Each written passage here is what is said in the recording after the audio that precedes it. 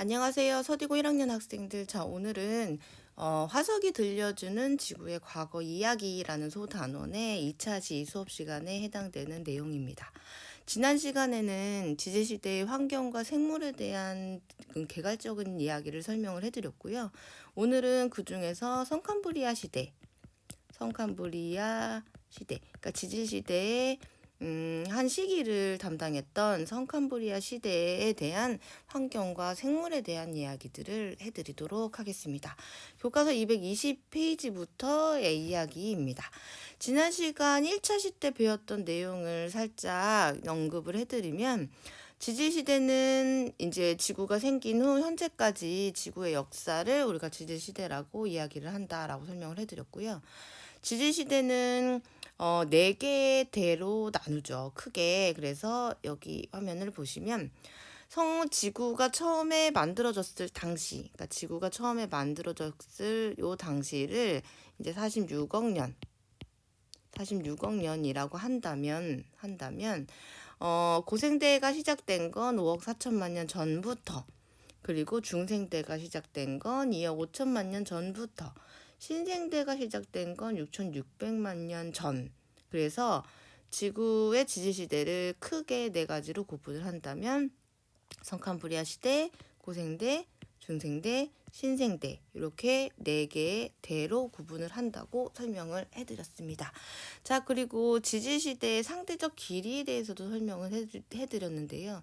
지구가 46억 년 전에 만들어져서 그리고 현재까지 이 전체를 100%라고 가정을 한다면 지질시대 중에서 가장 긴 시간을 차지하는 것은 지구가 생긴 후 41억 년 가량, 그러니까 41억 년 가량을 차지했던 성캄브리아 시대가 가장 긴 시간을 차지했던 시기라고 볼 수가 있다고 설명을 해드렸습니다. 그리고 순서대로 중생대가 6.3%, 중생대가 4.1%, 신생대가 1.4%. 그래서 성캄브리아 시대가 가장 많이 차지하고 있고, 그 다음에 이제 고생대, 중생대, 신생대 순이다. 이렇게 설명을 해드렸습니다. 지질시대를 거듭해 오면서 지구의 환경은 많은 변화를 겪었죠. 그러니까 지구에 있는 육지의 위치가 변화되기도 했고요. 그리고 기온이 변화가 되기도 했고, 그랬기 때문에 지질시대를 거듭해 오면서 많은 생물들이 살다가 사라지기도 하고, 또 탄생을 했다가 멸종하기도 하고, 그래서 우리가 화석을 이용해서 과거의 지질시대의 생물, 그리고 그때의 환경을 우리가 대체적으로 유추할 수 있다라고 설명을 해드렸습니다. 자, 그러면 오늘은 성캄브리아 시대에 살았던 생물들과 그때의 환경에 대해서 말씀드리고, 성캄브리아 시대부터 지금 현재까지의 육지의 분포에 대한 개괄적인 이야기와 그 환경, 지구의 기온에 대해서, 그러니까 지구의 기후라고 말씀드리는 게 더 정확한 표현이겠죠. 기후가 어떻게 변화되는지도 설명을 해드리도록 하겠습니다. 자, 여기 화면을 잘 봐주시기 바라겠습니다. 자, 여기를 보시면 이 표에 보면 지구의 평균 기온이라고 나와 있어요. 그래서 밑으로 갈수록 추운 거죠. 이게 12도 가량이고, 위로 갈수록 22도 높은 기온인데, 지구의 기온은 지구가 처음 만들어졌던 46억 년부터 현재까지의 지구의 기후를 그래프로 나타낸 것이 여기 아래에 나와 있습니다. 눈으로 잘 보시면 지구의 평균 기온이 들쑥날쑥한 형태를 보이고 있거든요. 그래서 신생대가 시작을 했을 때는 조금 온란한 상태였다가 지금 현재는 그 시기에 비해서는 기온이 좀 내려간 상태를 보이고요. 그리고 고생대 같은 경우에는 중간에 한랭한 부분들이 두 부분이 있었고, 중생대 때는 그렇게 추웠던 부분은 없었잖아요. 우리가 이거를 조금 어떤 단어를 표현해서 설명을 해드리냐면 빙하기와 간빙기라는 말을 씁니다. 빙하기는 말 그대로 추웠었을 시기를 말하는 거고, 얼었다는 거죠. 강빙기는 말 그대로 녹았던 시기를 의미를 합니다. 우리가 빙하기라고 이야기를 하면 많은 학생들이 지구 전체가 꽁꽁 얼었을 때를 생각을 하는데요. 빙하기라는 거는 지구 전체가 꽁꽁 얼었던 정도의 막 추운 시기를 의미하는 게 아니라 기온이 평균적으로 뭐 3도에서 5도 정도 내려갔을 때를 빙하기라고 하고요. 평균 기온보다 3도에서 5도 정도 올라갔을 때를 간빙기라고 불러요. 그러니까 빙하기라고 해서 지구 전체가 다 꽁꽁 얼었던 시기는 아니라는 거죠. 현재 지구의 형태를 보면 윗부분이 이제 북극 이 있고 아래쪽이 남극이 있고 위아래가 약간 얼음으로 덮어 있잖아요.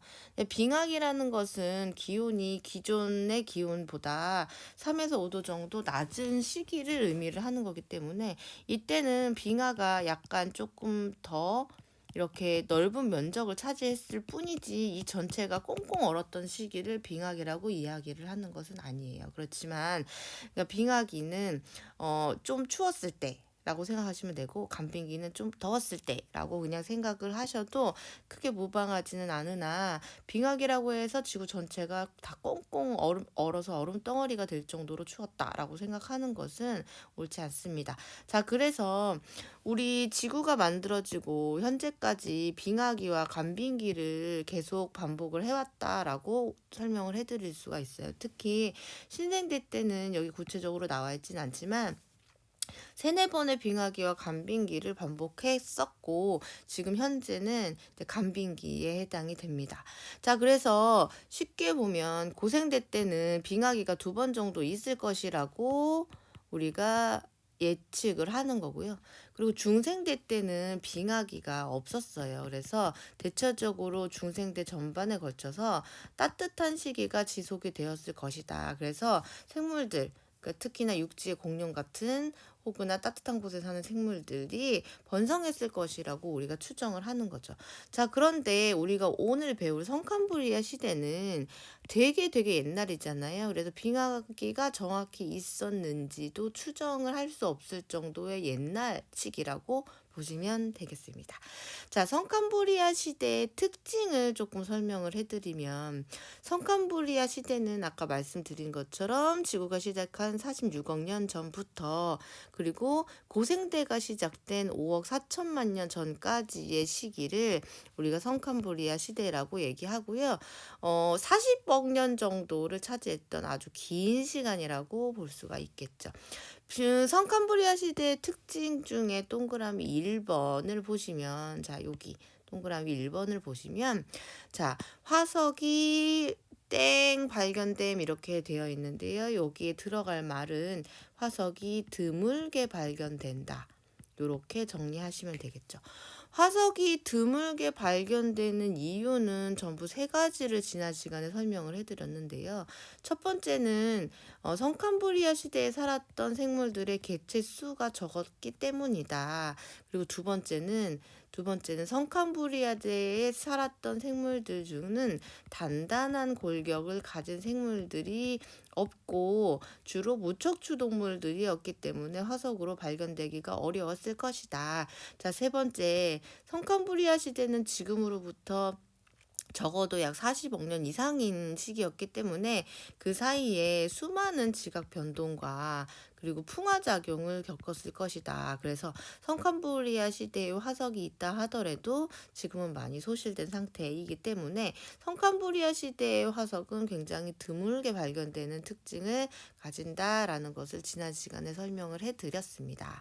자, 지구가 처음에 만들어지고 나서 지구상에는 산소가 없었어요. 자, 지금부터 말씀드리는 내용을 잘 들어주시기를 바라겠습니다.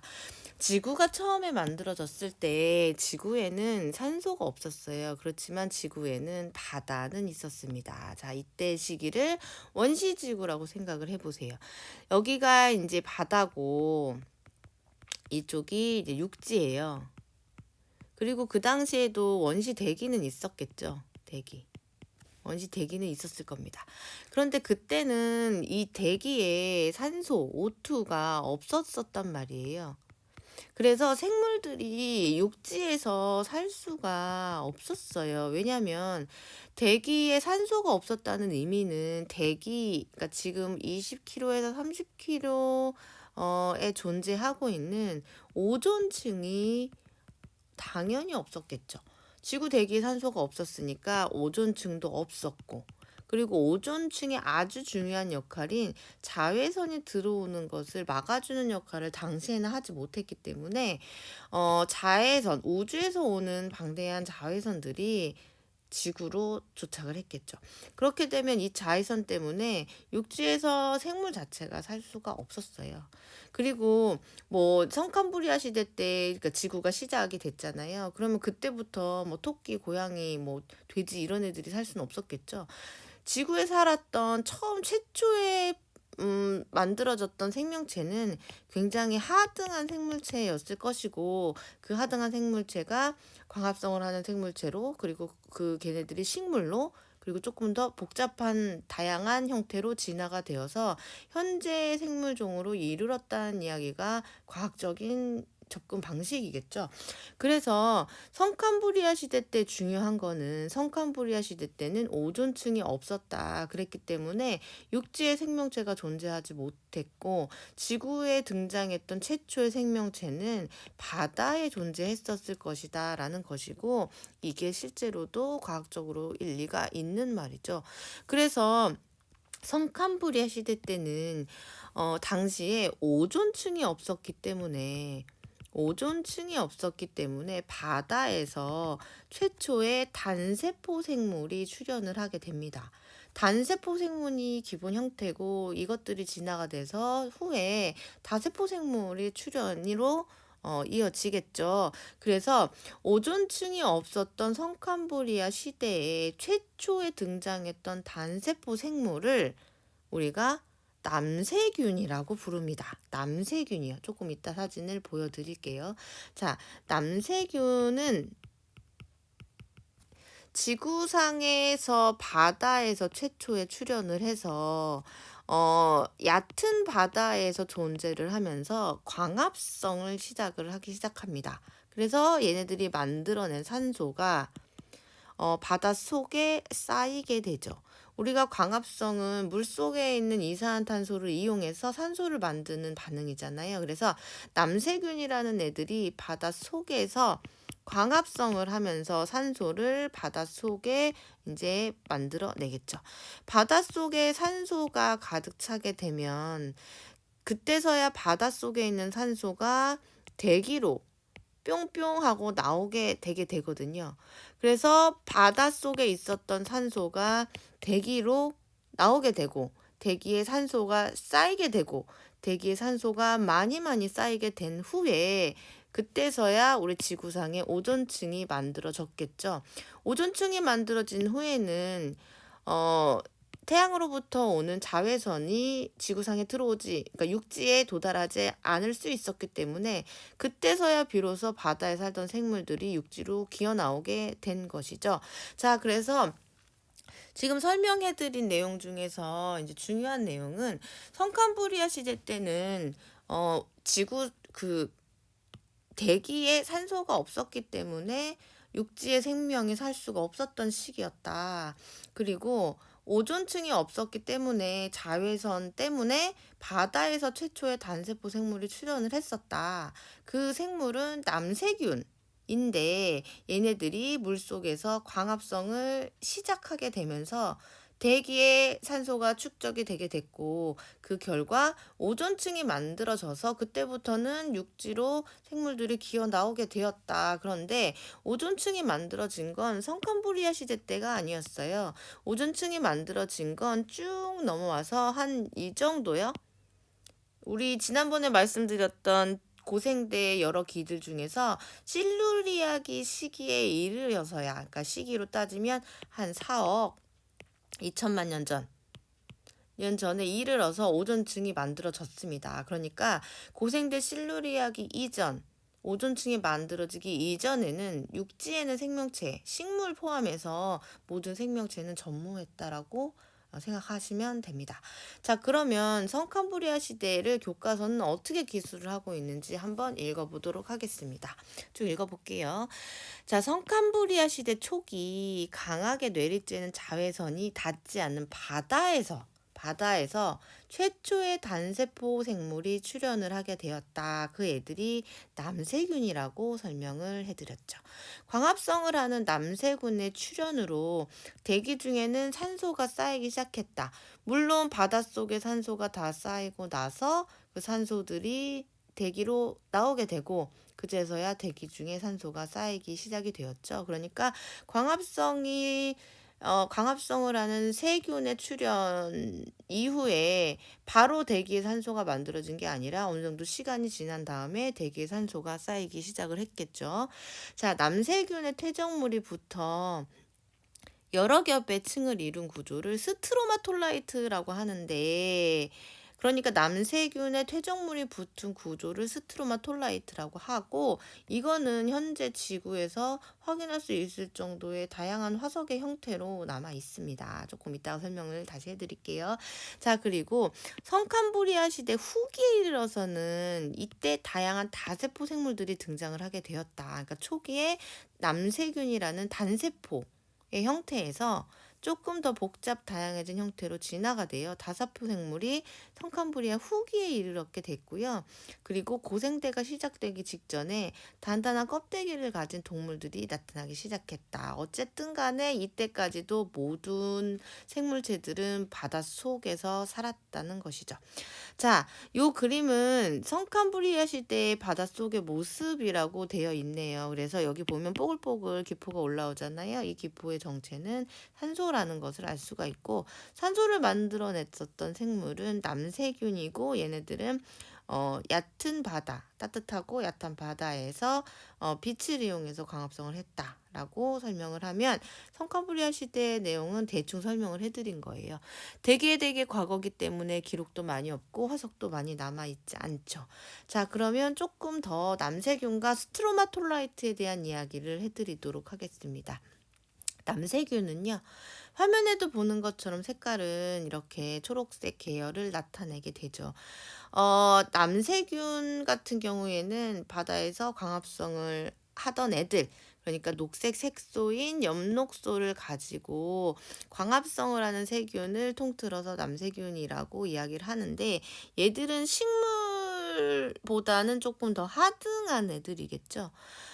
남세균은 25억 년 전 이전에 나타나, 얘는 25억 년보다 훨씬 더 옛날일 거예요. 왜냐면 여기 교과서, 잠시만요. 우리 교과서에 나오는 스트로마톨라이트의 흔적이 가장 오래된, 지구상에서 발견되는 스트로마톨라이트가 37억 년 전에 만들어진 애들이 있다라고 되어 있거든요. 그렇기 때문에 여기서 말씀드리는 남세균은 25억 년 이전이면 25억 년보다 훨씬 이전 37억 년 부근쯤이지 않을까라고 이제 추정을 하는 거죠. 어쨌든 되게 옛날에 나타났던 바닷속에서 산소를 공급하던 원시 생명체를 우리가 남세균이라고 한다는 거죠. 그래서 남세균이 바닷속에서 광합성을 해서 산소를 만들고, 이 산소들이 대기 중으로 나와서 대기 중에도 산소가 축적되기 시작을 하는데요. 산소가 축적이 되면서 10억 년 전부터 생명체의 진화가 급격하게 일어나게 되었다라고 되어 있고, 오존층의 형성은 한참 후인 4억 2천만 년 전이에요. 그러니까 지지시대를 봤을 때 지구 시작이 46억 년 전이고, 그리고 고생대 실루리아기 이쯤에 왔을 때 오존층이 형성이 되거든요. 그렇기 때문에 이 이전의 시기, 그러니까 성캄브리아 시대 전기에 걸친 시기와 고생대 초기에는 오존층이 없었기 때문에 이때까지도 생명체들은 모두 바다에서만 존재를 했다라고 알아두시면 되겠습니다. 요즘에도 남세균이 있어요. 그래서 이 남세균의 일부들은 지금까지도 그 명맥을 유지를 하고 있고, 남세균은 햇빛이 쨍쨍할 때 대량으로 이제 증식을 하게 되는데, 우리가 그냥 그거를 이제 녹조 현생이라고 이야기를 하죠. 우리가 뭐 4대강 뭐 사업 때문에 뭐 녹조 라떼 뭐 이런 이야기도 하고 있는데 어쨌든 그렇습니다. 그래서 녹조 현상을 일으키는 애들 중에 일부는 이제 남세균이다라고 보시면 되겠죠. 형태는 굉장히 복잡 다양한 형태를 가지고 있고요. 종류도 굉장히 많습니다. 그리고 담수와 해수에서도 다 살 수 있고요. 그리고 육지와 그리고 극지방에까지 그 서식 범위가 매우 넓다라고 되어 있습니다. 여기 아래에 있는 그래프는 지구 형성부터 지금 현재까지의 대기에 있는 기체의 분압을 나타내는 건데요. 여기가 이제 현재겠죠. 여기가 현재예요. 현재 지구 대기에 가장 많이 존재하는 것이 질소고, 질소가 약 78%를 차지하고 있죠. 자, 그리고 산소가 21%를 차지하고 있고, 3등이 이제 아르곤이고요. 얘가 1% 미만으로 차지하고 있고, 그 다음에 이산화탄소인데, 이산화탄소가 0.03%를 차지하고 있고, 현재는 질소가 제일 많이, 그중에 5분의 1 정도, 그러니까 지구 전체 대기의 5분의 1 정도가 산소가 차지하고 있죠. 자, 그런데 지금 이 상황을 보면 산소가 그러니까 대기에서 출현을 한 게 한 25억 년 전이거든요. 그렇기 때문에 그러니까 산소가 만들어졌었던 거는 물 속에서고, 그거는 25억 년 전 이전부터다라고 생각을 하시면 됩니다. 다시 정리를 해드릴게요. 지구상에 광합성을 하는 생명체는 한 37억 년 전에 바닷속에서 남세균의 형태로 존재를 하게 되면서 산소를 만들어냈고, 얘네들이 만들어진 산소가 바닷속에 가득 차게 됐으며 25억 년 전부터는 바닷속에 있었던 산소가 대기 중으로 나오게 되었다. 그리고 대기 중의 산소의 농도가 점점 높아지면서 4억 2천만 년 전에는 4억 2천만 년 전에는 오존층이 형성이 되어서 육지의 생명체가 진출할 수 있었다. 이렇게 정리를 하시면 되겠죠. 자, 그리고 성캄브리아 시대에서 살았던 생물들의 이제 화석을 찾자면 그중에 대표적인 게 이제 스트로마톨라이트다. 스트로마톨라이트는 그 어원이 그리스어고요. 뭐 검은 베개라는 뜻도 있고, 그리고 층을 의미하는 스트로마토와 암석을 의미하는 라이트가 합쳐진 단어라고도 설명을 하는데, 어쨌든 간에 층이 있는 암석이라는 의미가 되겠죠. 실제로 스트로마톨라이트의 화석을 보면 이렇게 줄무늬가 있단 말이에요. 여기 보시면 이렇게 줄무늬가 있죠. 그리고 이렇게 줄무늬가 있고 그렇게 생겼는데, 스트로마톨라이트는 어떻게 만들어지느냐? 스트로마톨라이트는요, 남세균과 그리고 여러 가지 바닷속에 있었던 물질들이 더해져서 만들어진 퇴적 구조를 의미를 해요. 되게 쉽게 설명을 해드리면 이런 식으로 설명을 해드릴 수가 있는데, 남세균은 광합성을 좋아하잖아요. 여기가 이제 물속이라고 생각을 하시죠. 자, 예를 들어서 남세균이 이렇게 낮에는 이제 광합성을 하고 있었어요. 해가 떴을 때는 광합성을 하면서 이렇게 움직이고 있다가 밤이 되면 해가 없잖아요. 그럼 얘네들이 이렇게 자빠져서 자겠죠. 그렇게 되면 얘들이 이렇게 누워서 자다가 죽을 수도 있잖아요. 그러니까 얘네들이 살다가 그 물 속에 있는 점액질 성분이나 혹은 퇴적될 수 있는 탄산칼슘 같은 물질들을 가지고 이렇게 퇴적이 돼버리는 거예요. 그리고 그 위에는 새로운 남세균이 살고 또 퇴적이 되고, 새로운 남세균이 또 살다가 퇴적이 되고, 그러면서 얘네들이 차츰차츰 퇴적이 된 형태가 줄무늬처럼 딱딱하게 돌처럼 만들어진 구조를 우리가 스트로마톨라이트라고 이야기를 하는 거예요. 읽어볼까요? 자, 남세균은 여러 가지 점액물질과 그리고 퇴적물 입자 그리고 탄산칼슘을 침전시켜서 스트로마톨라이트라는 어떤 형태, 그러니까 암석의 형태를 만들게 된다. 그래서 스트로마톨라이트는 어쨌든 남세균의 성장으로 형성된 퇴적 구조를 말한다. 그리고 지구상에 발견된 스트로마톨라이트 중에 가장 오래된 것은 약 37억 년 전의 것으로 여겨진다라고 되어 있죠. 스트로마톨라이트는 호주 바다에 있는 스트로마톨라이트가 굉장히 많은 곳이 되게 유명하고요. 이제 그 검은 돌멩이 같이 생겼잖아요.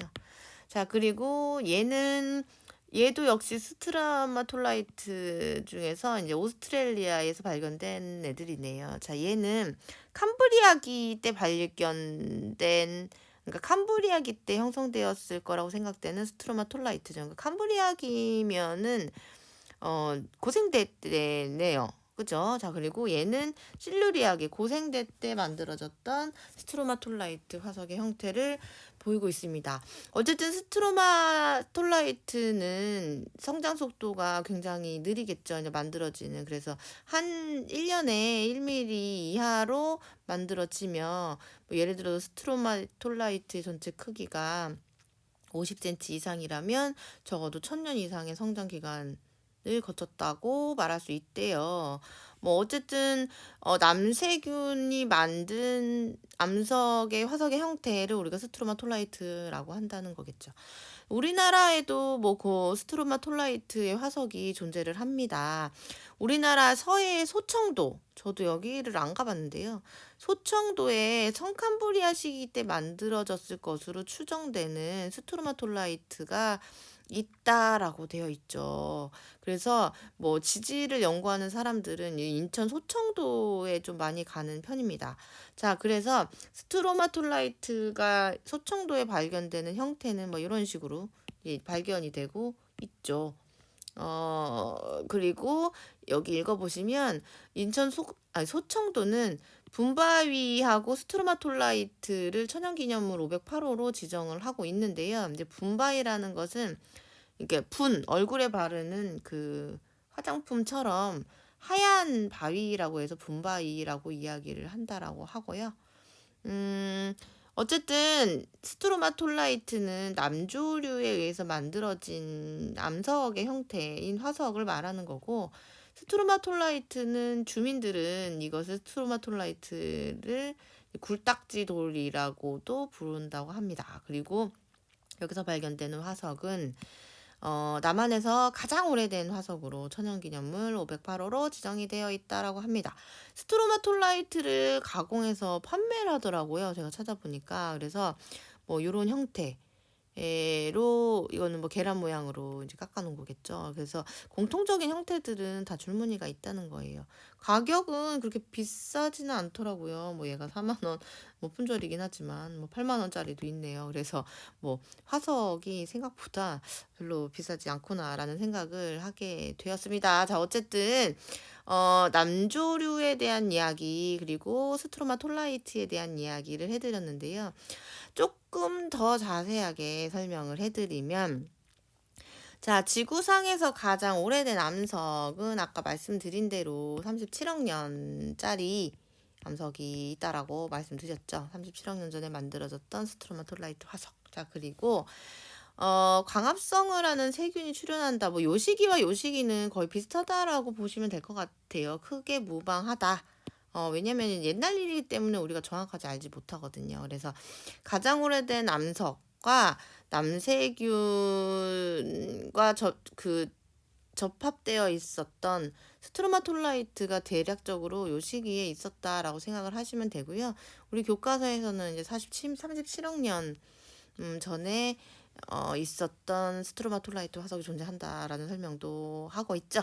자, 이때 만들어졌던 어쨌든 남세균은 되게 단순한 형태잖아요. 단세포 생물이었죠. 그래서 이 단세포 생물이 조금 진화를 거듭을 해서 이제 다세포 생물이 이제 출현을 하게 됩니다. 다세포 생물들이 뒤지게 많이 모여 있었던 형태의 화석이 지금 발견이 되는데요. 걔를 우리가 에디아카라 동물군이라고 이야기를 합니다. 자, 요 내용을 설명을 조금 해드리면, 이제 에디아카라 동물군은 우리 교과서에서는 나오지 않아요. 그냥 참고로 알아두시면 되고, 남세균의 형태에서 조금 진화된 애들이 요런 형태로 진화가 되었다는 거예요. 이 그림은 모식도죠. 진짜는 아니잖아요. 이 모식도는 성캄브리아 시대 후기, 그러니까 성캄브리아 시대가 끝날 때쯤 고생대 시작 전에의 생물 모식도라고 생각하시면 되고, 물론 바닷속이겠죠. 이때도 뭐 오존층은 이미 만들어지지 않았으니까요. 그래서 여기 보면 이렇게 부채같이 생긴 애들이 있는데, 부채같이 생긴 애들이 여기 요렇게 살았었던 거죠. 여기 요런 애들도 있고. 자, 그리고 뭐 대충 형태들은 지금 봐도 뭐 눈도 없어 보이고 뭐 발도 없어 보이고 뭐 그래 보이죠. 그래서 대체적인 무척추 동물들이었고 다세포 생물이긴 하지만 지금 우리가 보는 생물들에 비해서는 굉장히 하등한 형태라고 생각을 하시면 될 것 같습니다. 요거는 이제 과천과학관에 전시된 에디아카라 동물군의 화석이라고 되어 있는데, 뭐 진짜인지 모형인지는 알 수가 없습니다. 자, 에디아카라라는 것은 그 지역의 이름이거든요. 호주의 한 지역에 에디아카라라는 언덕에서 산출된 동물들의 화석의 모임, 그걸 군이라고 이야기를 하는데, 동물의 화석군을 우리가 에디아카라 동물군이라고 한다는 거죠. 그러니까 에디아카라라는 지역에서 발견된 성캄브리아 시대에 살았던 무척주 동물들의 모임 의 화석의 형태를 에디아카라 동물군이라고 이야기를 하고요. 지구상에 등장한 최초의 다세포 생물이라고 여겨지는 거죠.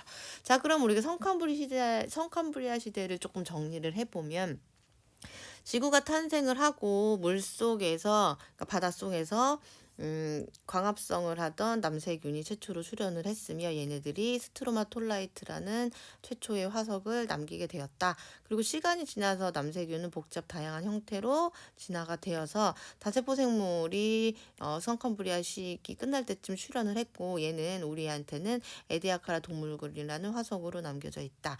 그리고 남세균들이 만든 산소들은 대기에 축적이 되다가 고생대 4억 2천만 년 전쯤에 이제 오존층을 만들게 되었고, 그때 비로소 물속에 살았던 생물들이 육상으로 기어 나오게 되었고, 육상에도 식물들이 생길 수 있는 상황이 되었다라고 정리하시면 될 것 같습니다. 자, 그러면 우리 성캄브리아 시대의 특징을 배운 내용을 정리해 보면서 빈칸을 한번 채워보도록 하겠습니다.